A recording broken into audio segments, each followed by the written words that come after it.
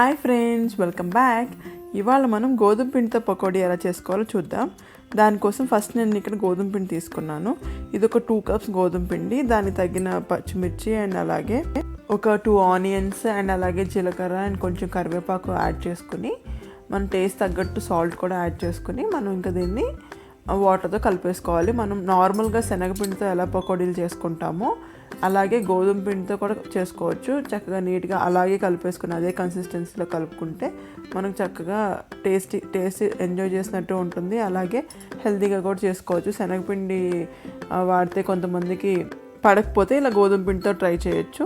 చూసారు కదా, ఇలా మామూలుగా మనం పకోడీలకి ఎలా కలుపుకుంటామో కొంచెం గట్టిగా అలా కలిపేసుకుని ఒక బాండీ పెట్టి మనం డీప్ ఫ్రైకి ఆయిల్ తగినంత ఆయిల్ వేసేసుకుని మనం ఇలా పకోడీలు వేసేసుకుని ఫ్రై చేసేసుకోవడమే.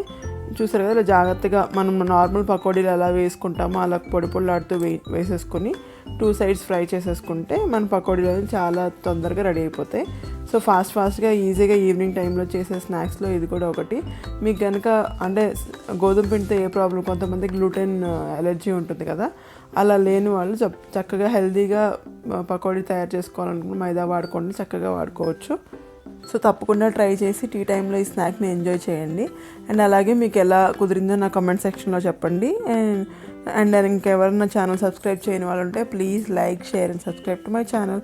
చూసారు కదా, ఇది వేగిపోయింది. ఇప్పుడు చక్కగా 2 సైడ్స్ ఇలా బ్రౌన్ కలర్లో వచ్చిన తర్వాత మనం దీన్ని ఇంకా సర్వ్ చేసుకోవడమే.